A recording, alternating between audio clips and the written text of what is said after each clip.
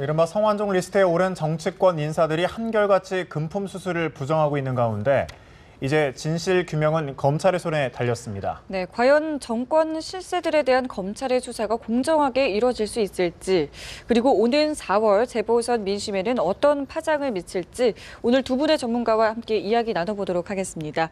네, 최양호 시사평론가, 김경진 변호사 나와주셨습니다. 안녕하세요. 네, 어서 오십시오. 네, 먼저 지금이 10시 17분 지나고 있으니까 10시 30분에 10여 분 정도가 남았죠. 성완종 리스트 파문과 관련해서 김무성 대표의 긴급 기자회견이 있습니다. 어떤 이야기가 오갈 것을 보십니까? 어저께 김무성 대표가 상가에 조문을 갔다 오셨어요. 예. 그래서 몇 가지 원칙적인 얘기를 하셨고 철저한 수사 촉구를 또 얘기를 하셨고 뭐 살살 나오는 게 이제 특검을 뭐 먼저 이쪽에서 제안하는 얘기 이런 것들이 포함했는데 일단은 지금 뭐 이렇게 고인이 되면서까지 메모와 이 상황을 남기신 상태에서 뭐 청와대나 당이나 정부가 앉아서 기다릴 수 있는 상황은 아니거든요. 선제적으로 이걸 나가시는 그런 방향에서 기자회견을 하는 것 같습니다. 네. 변호사님은 어떻게 예측하세요? 저도 최 평론가님하고 전적으로 동일한 의견인데요. 일단 현재 입장에서는 원론적인 얘기를 할 수밖에 없다.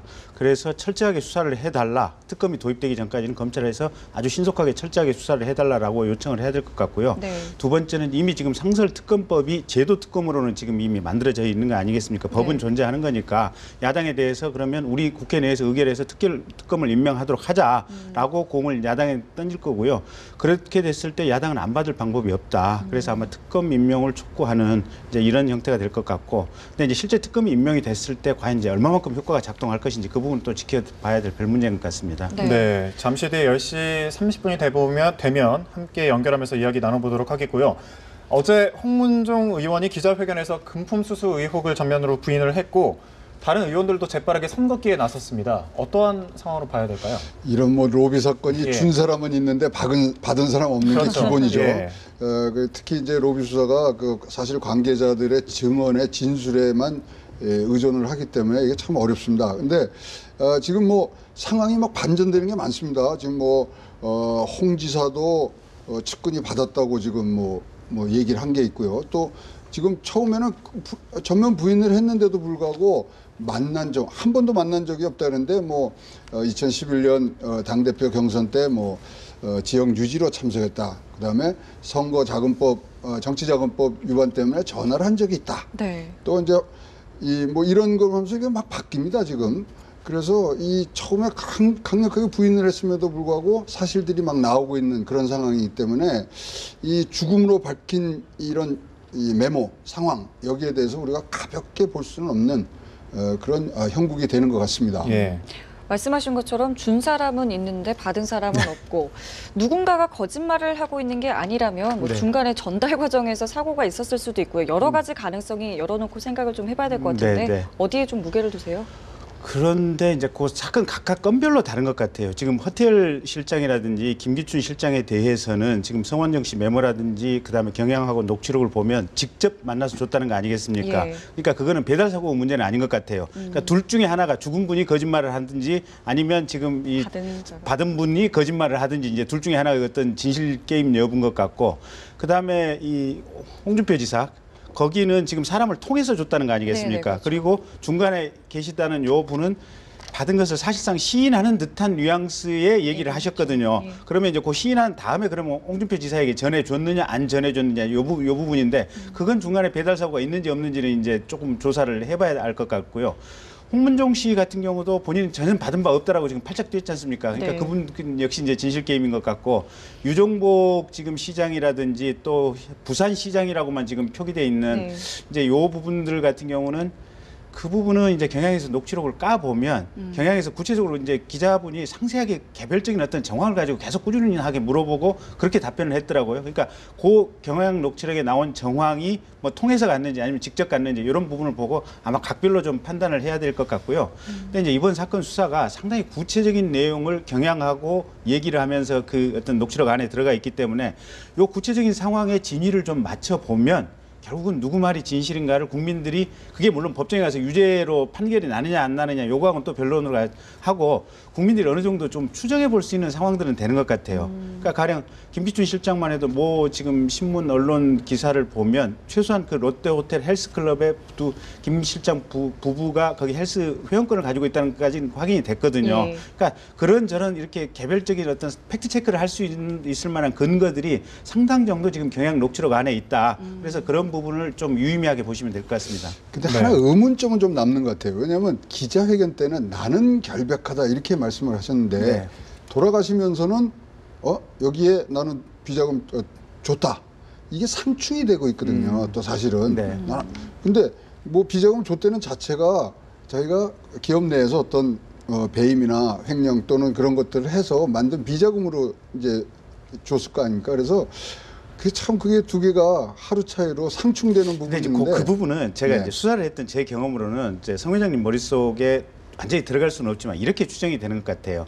그러니까 파렴치한 거하고 파렴치하지 않는 거하고 이렇게 그냥 러프하게 구별을 한다면 국가 돈을 가지고 와서 이걸 개인적인 치부라든지 개인적인 호화 사치에 쓰는 것은 이건 파렴치한 범죄에 분명히 해당하는데 나는 최소한 그런 짓은 안 했다. 그러니까 국가에서 성공불융자금을 가지고 와서 이걸 엉뚱한 데 쓰는 이런 짓은 안 했고 정치자금을 주는 거라든지 이걸 개인 회사를 운영하면서 돈을 거기서 조금 빼가지고 누구한테 주는 것은 실질적으로 내 개인 회사인데 그걸 가지고 어디다 쓰는지 가지고 검찰에서 그렇게 세부적으로 뒤지는 것은 그건 잘못된 거 아니냐. 네. 그러니까 나는 최소한 이 자원외교 관련돼서 파렴치한 짓은 안 했다. 그럼 검찰 수사가 여기에 그쳐야지 왜 여기까지 가느냐. 이런 취지의 얘기로 법에 이해가 대한 돼요. 어떤 부분에 좀 모호한 경계가 그렇죠. 좀 있네요. 예. 예, 그런데 이 리스트에 오른 인물들을 보면 하나같이 다 친박 실세들인데 딱 한 명, 홍준표 지사만 비박입니다.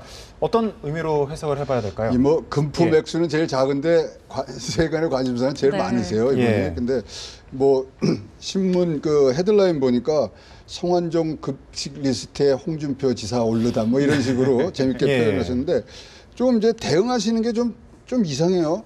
일단 트위터 계정을 삭제를 하셨어요. 갑자기 왜 이렇게 하시는지 모르고 측근이 또 자기가 받아서 전달했는지 뭐 일단 받았다는 미묘한 사실을 뉘앙스를 인정을 좀 했고요. 남겼죠. 지금 뭐 복수의 측근들에게 지금 확인되고 있는 거는 2011년 5월, 6월에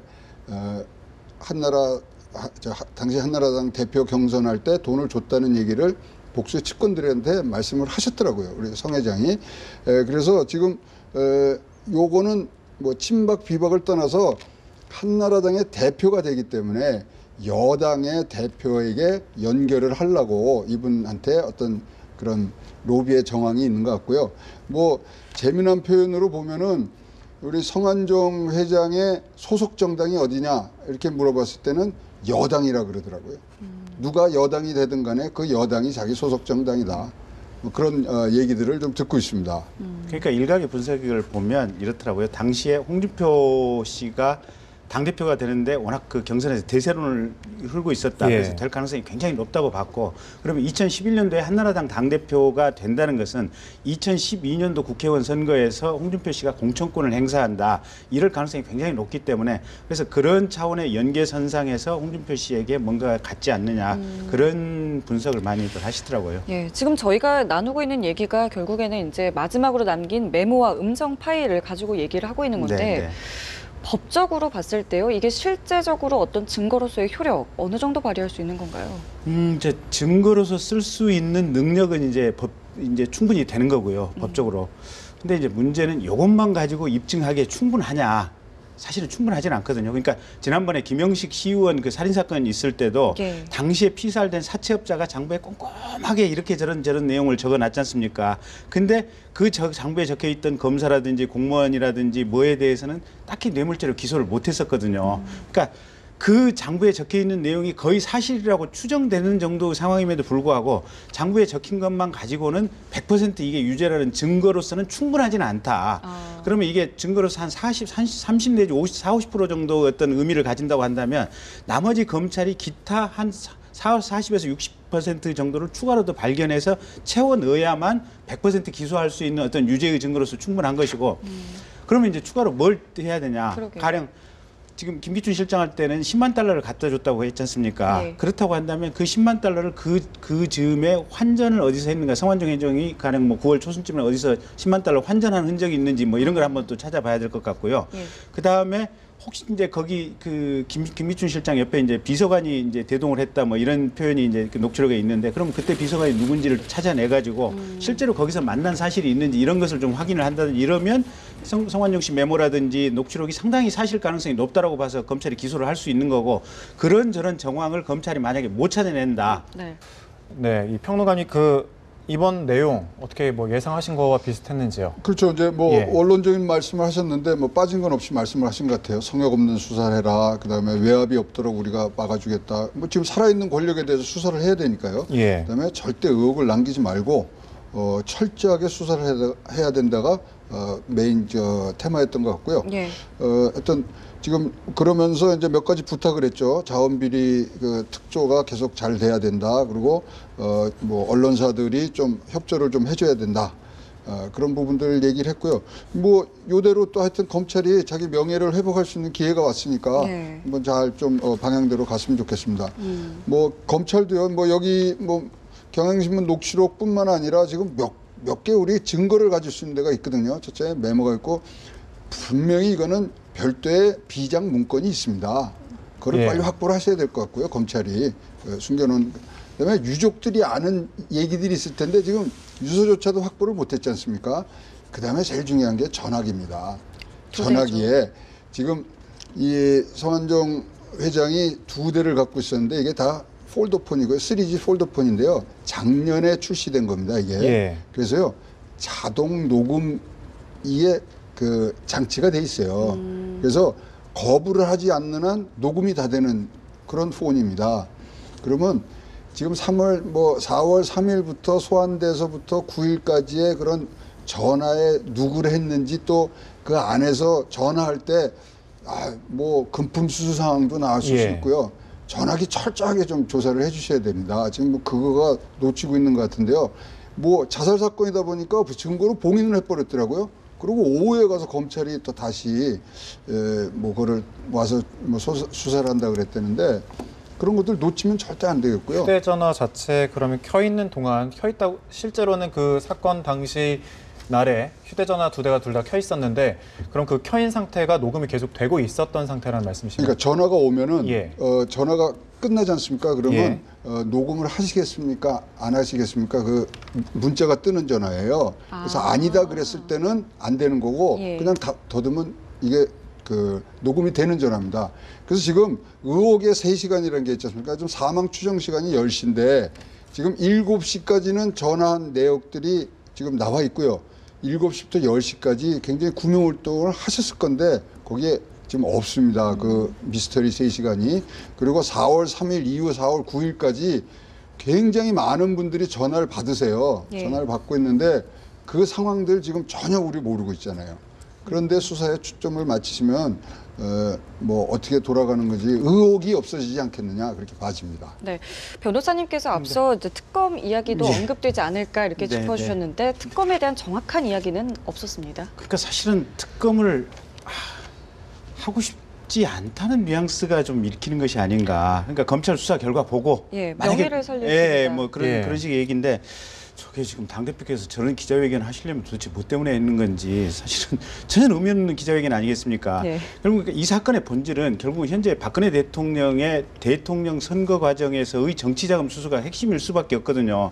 작년에 당장에 지금 홍문정 의원 2억 받았다는 게 2012년도 대선 과정에서 거고 2007년도 호텔 실장 7억 받았다는 것도 지금 마찬가지고 예. 그다음에 김기춘 실장 10만 달러도 지금 대통령께서 독일 가실 때 그때 받았다는 얘기들이거든요.